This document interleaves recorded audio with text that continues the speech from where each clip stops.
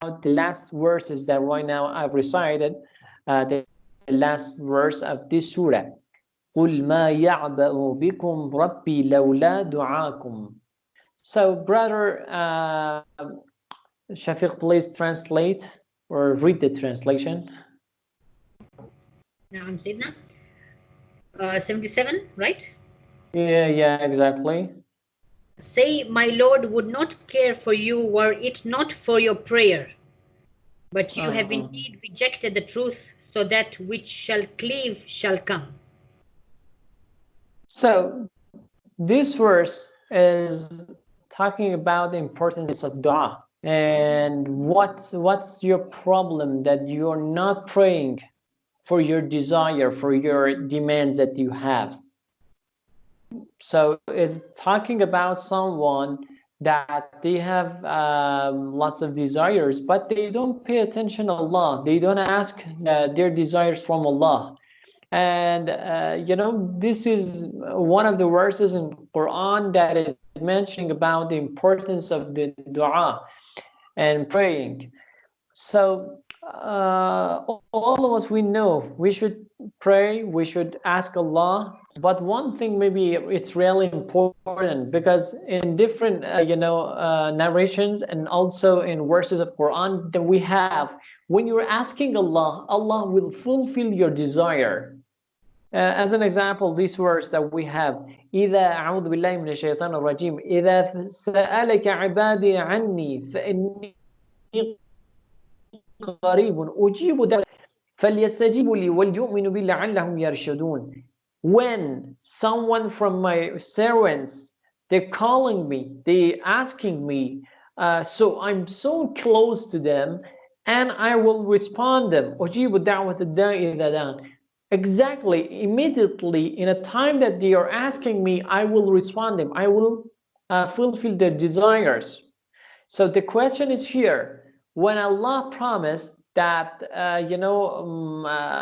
fulfill our desire, and it's pay attention, he is paying attention every moment to our desires.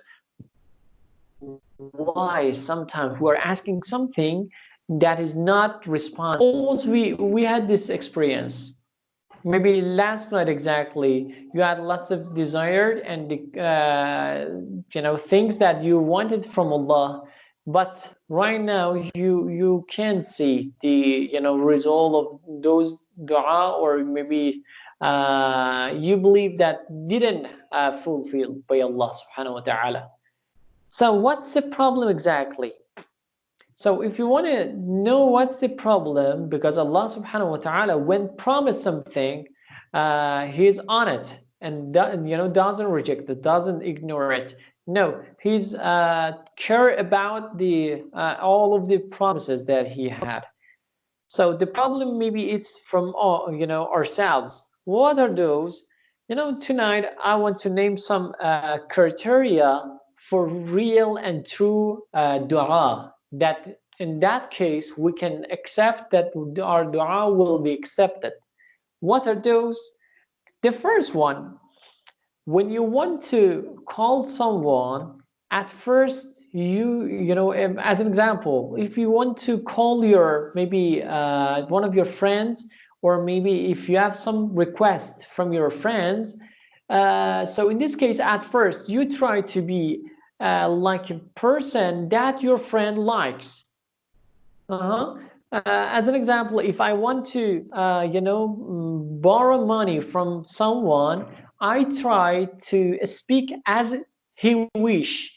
I try to walk as he wish. Sometimes I try to maybe using some words that he likes. So this shows that when you want to request something from someone, you try to be exactly as he wish. So when we are committing sins, how we can accept, how we can expect that Allah subhanahu wa ta'ala fulfill our desire? This is not acceptable desire. we need that, we need that first to be exactly like a person that Allah subhanahu wa ta'ala likes. So avoiding from the committing sins is the first, criteria that we need to consider it. So as we said in last sessions, in last nights, and the sins are in different levels, and all of the sins are not same. So as an example, we have one sin that it's eating haram. Eating haram, it's happening by different actions. One of them is stealing. But as an example, if you are in office, but you don't work as much as maybe you should do it, or maybe if you're wasting your time there, if you're wasting some equipment that you have there, everything, in this case the money that you are earning, it's haram, or at least part of it, it's haram. So and we have in a hadith from Rasulullah sallallahu alaihi wasallam, man akala luqmata haramin, man akala luqmata haramin, a person is eating even a morsel of haram food, Allah subhanahu wa ta'ala doesn't accept his prayers for 40 days. 40 days, the dua is not accepted. This is one of these sins. This is one of the sins that, as a result of that sin, our dua is not accepted. We have in supplication kumail, in dua kumail, that we say, Allahumma ighfir li adh-dhunub allati tahbisu ad-dua. Some of the sins, some of the actions, some of our behaviors are exactly like the obstacle for the fulfillment of our desires.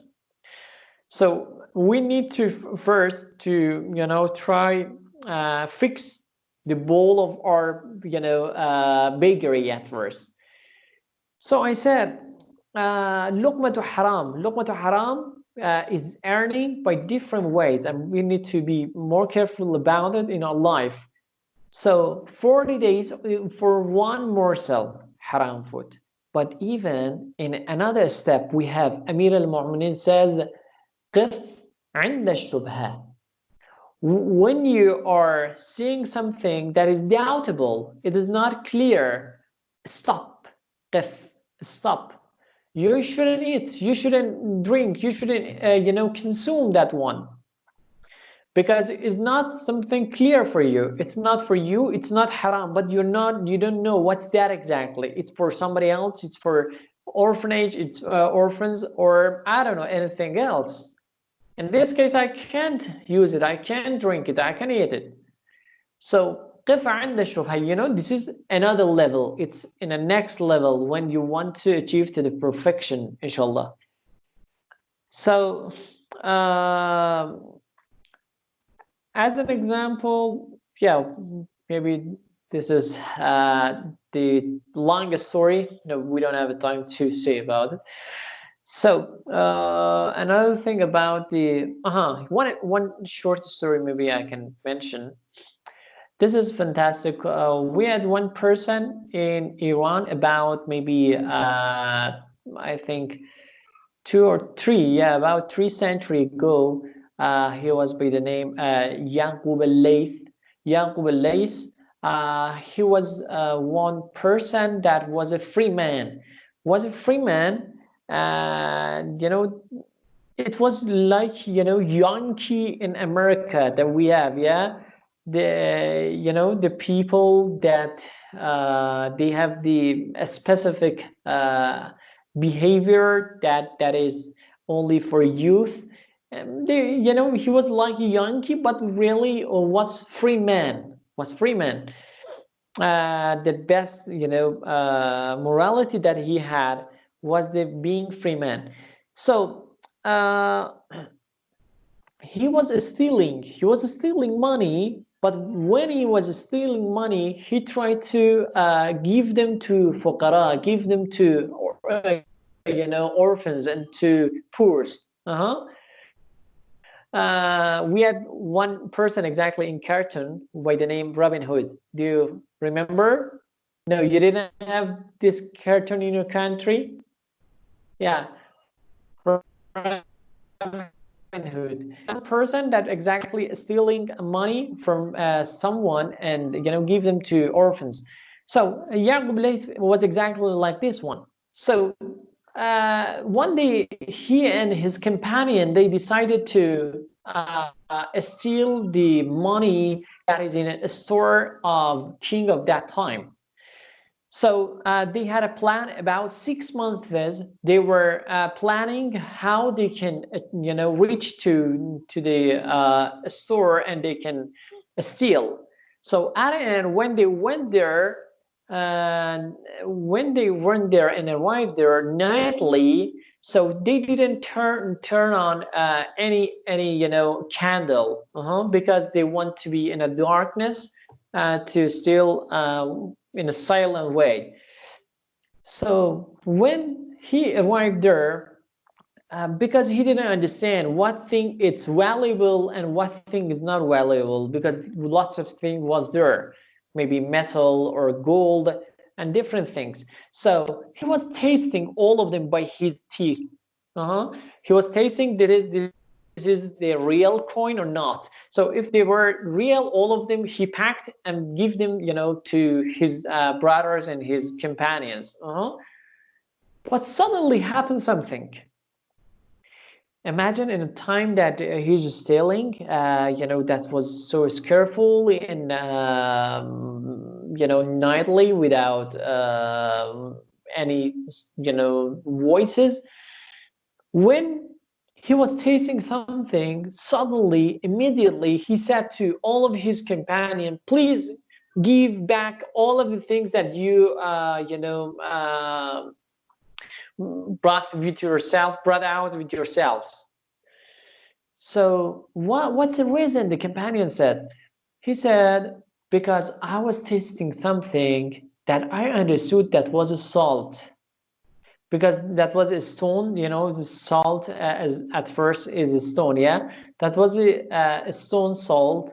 So when I tasted salt, eating of the salt of someone, it is a symbol to be the servant of that person. It is the symbol to be a guest or of someone. So we should to respect that person. As I said, he was a free man. So he said, when I'm eating the salt and the salt of this king, how can I, maybe this action, how can I do this action, and how can I steal these things from this person? So this is a story that shows when we know all the things that we have, all of the our sustenance that we have are belong to Allah subhanahu wa ta'ala, how we can in this case commit sins? We are eating the salt of Allah and we want to do what? So this is the first criteria of the real dua and the true dua. Second one I've mentioned, I think in last nights, I said, when you're calling Allah, you shouldn't be hopeless. Being hopeful, this is the second criteria of true dua. Because I said we have different etiquette for dua that if you want to consider them, you need to be at first hopeful. As an example, when you're asking something, this is one of the etiquette. Don't ask something short and small. Ask a lot of things.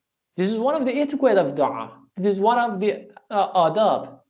Another one, when you're asking something, don't ask only for someone specified or a specific person. No, ask for all of the human beings, for all of the Muslim, all of the Shia.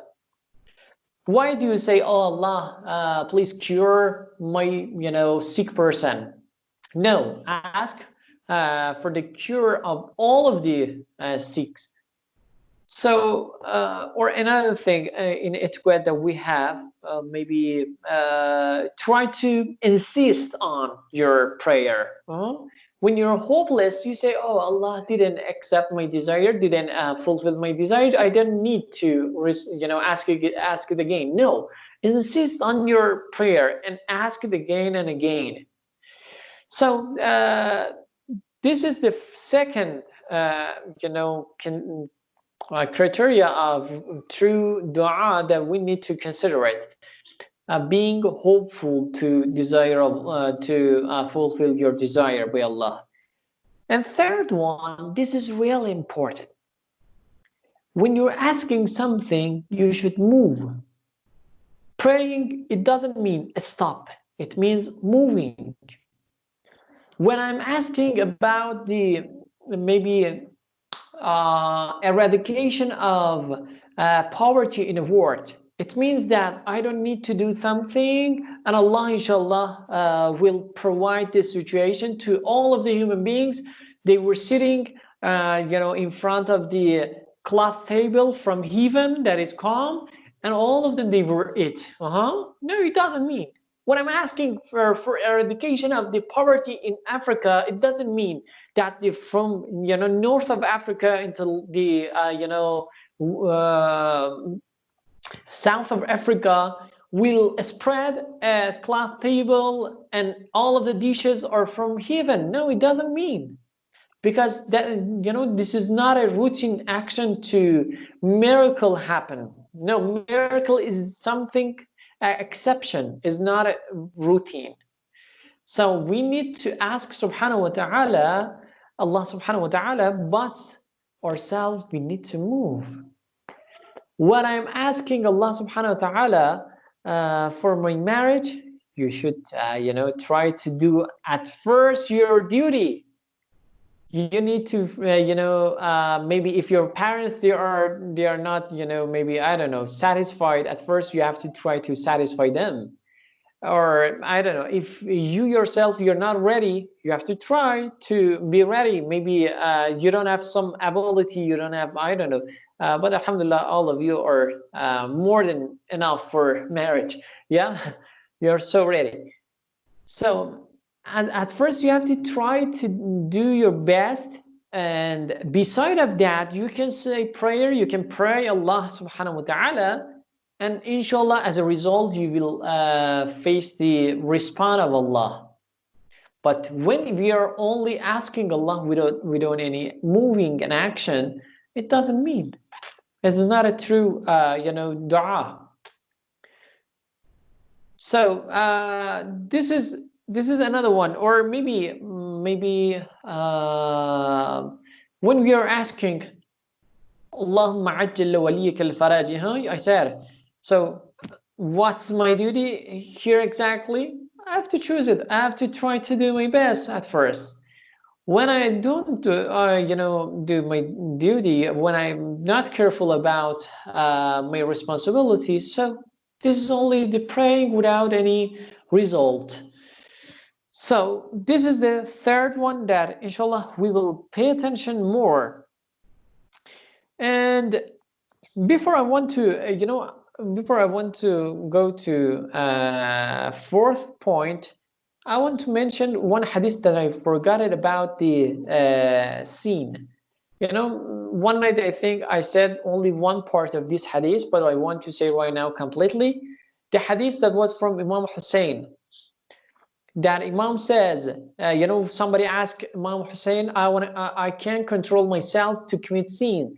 So Imam Hussein said, no problem, you can do it. But if you consider five rules that I am mentioning, what are those? The first one I said that night, if you can go somewhere that Allah subhanahu wa ta'ala doesn't observe you, you can go there. You can go there and you can commit sin. And second one, Imam says, if you can go out from the kingdom of Allah, and in that place you can commit sins, no problem, you can go there out of the kingdom of Allah. You can find. And third one, if you can if you cannot use from the sustenance of Allah, if you can't eat from the sustenance that Allah gave you, so in this case, no problem. You can commit sins. All of your power that you have to commit sins. If I have a power to open my eyes to watch something haram, or if I have a power to do something haram with my hand, with my legs, so in this case, at first I gained the power through the sustenance that Allah subhanahu wa ta'ala gave me. So this is a third one. And fourth one, if you can say and if you can avoid from Israel, the angels of the death, to don't get your soul and don't die, no problem, you can do it. And fifth one, if you can be against of the angels in a resurrection that wants to push you in the hell, and you can avoid from the pushing yourself to hell, no problem, you can do the sins. So these are the attention. Imam Hussein doesn't want to say the sin is possible, you can commit sins. No, wants to say that if you pay attention about all of the hidden camera that we have, if you have pay attention about the attributes of Allah, if you pay attention that Allah subhanahu wa ta'ala is alim, is basir, is everywhere, and you can't escape from the kingdom of Allah, so you don't commit sins, because everywhere he is there. So I said the first one, if you want to have the true dua, the first one, don't commit sins and being pure. Second one, be hopeful to Allah subhanahu wa ta'ala. And third one, moving, not stopping, in a way of our dua and supplication. So we have some other etiquette and some other adab. As an example, if I want to say, but these are not exactly like those, because only I wanted to say and to name 3 important of them. But we have something else. As an example, when you want to say pray, try to be in front of the qibla, face qibla, and try to cry. The crying and yelling, it can help you in this regard. Or when you want to pray, try to be with other people. In hadith we have, Imam Sajjad says, when 40% they are calling Allah, it's exactly like 10% 4 times they are calling Allah. When you're calling with other brothers and sisters, it means that you're shorten the distance between the fulfilledness of your desire and your desire. So, or maybe starting your dua by salawat and ending by salawat, and some other things that we have. These are the etiquettes.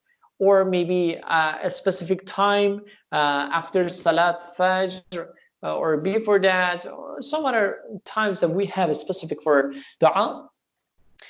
But 3 important of the etiquette, 3 important criteria of real and true dua I've named.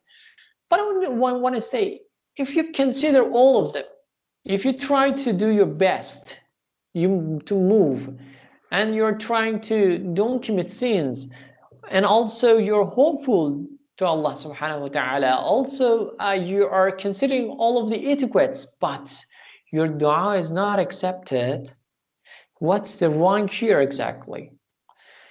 The problem is,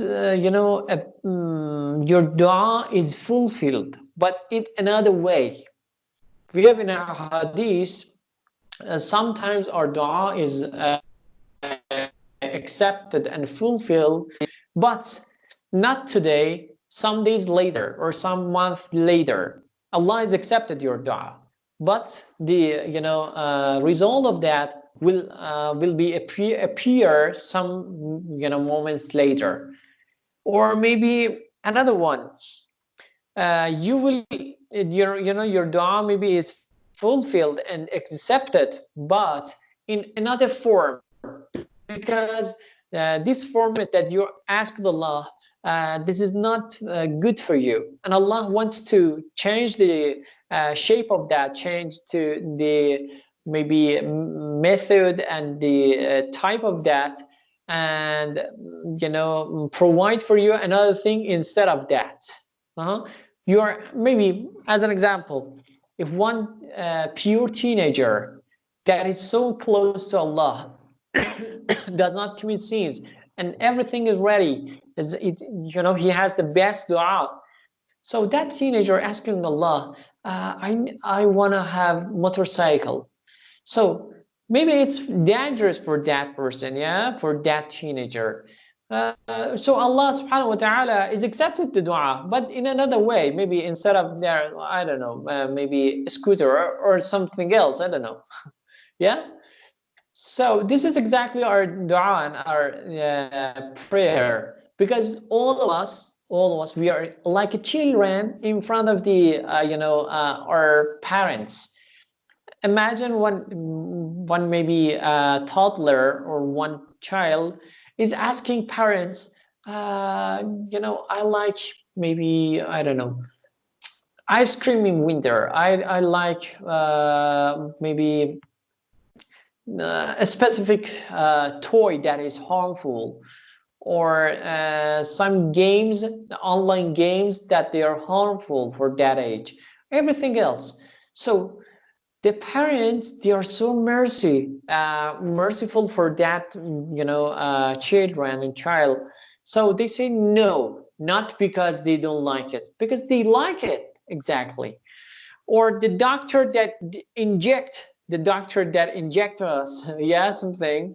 So he likes us, yeah, because he wants to cure us.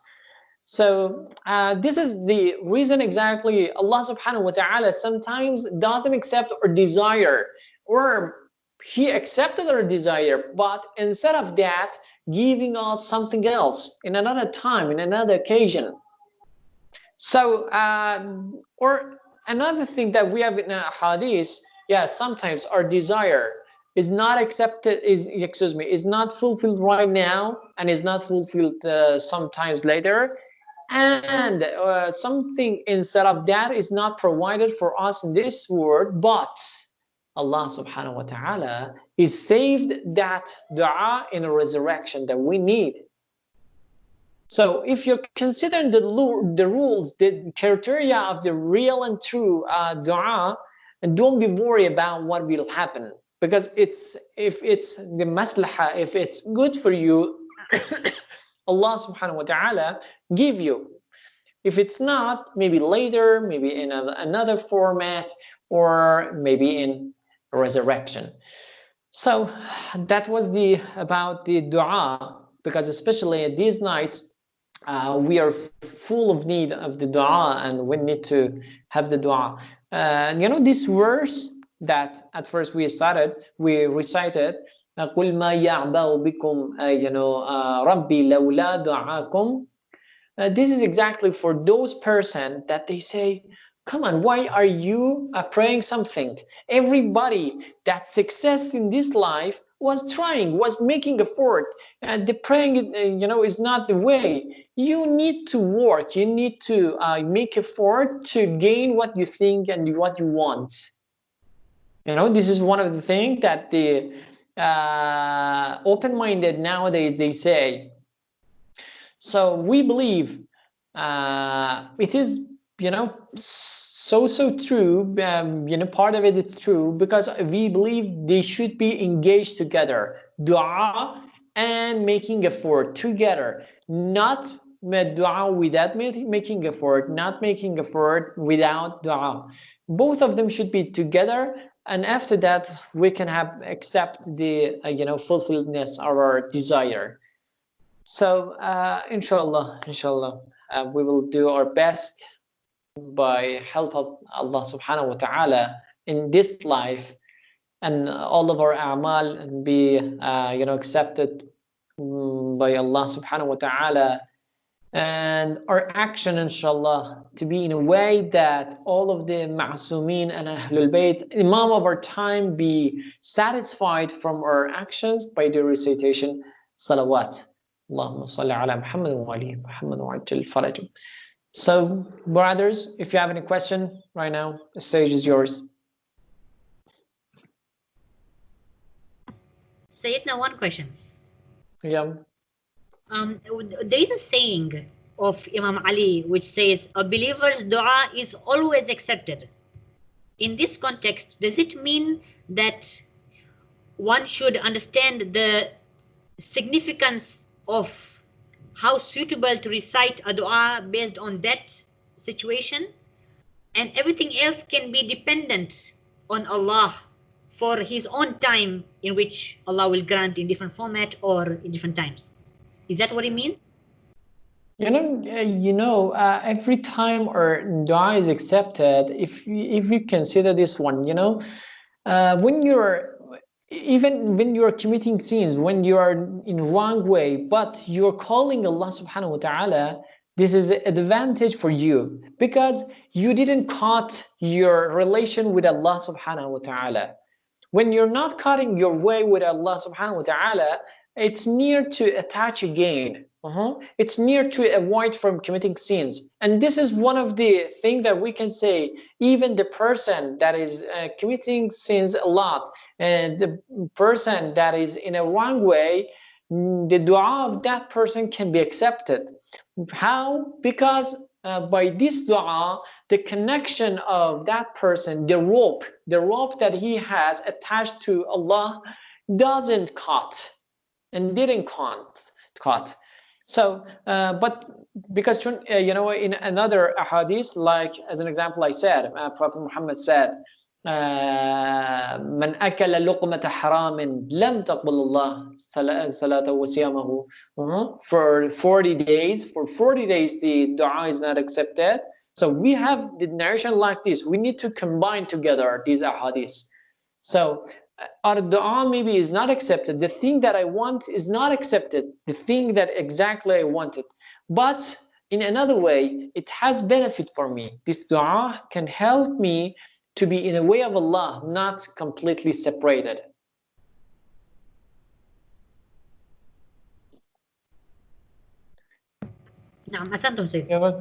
You're welcome, brother. Other brothers, no question?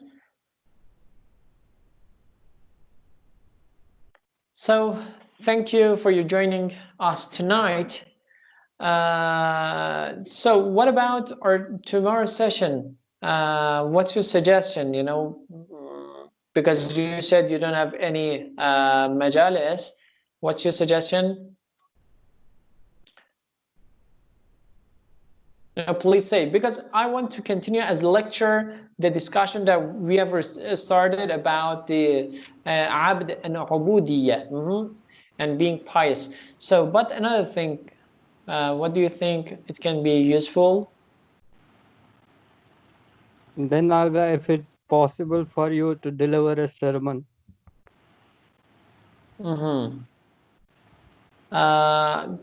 Good. So I will try to do maybe one of the because one of the rules and one of the etiquette that we have for tonight and other duqats night, it's placing Quran on our head and reciting some dhikr. Maybe inshallah we can do this one at least together. But about other things, I don't know. So please say to other brothers in the group that if they want to join us, especially for tonight and maybe after that for the next Qadr night also, we can have the maybe short ceremony here if Allah wants. Inshallah. Thank you, brothers. So inshallah, don't forget me in your special du'as. Fi aman Allah.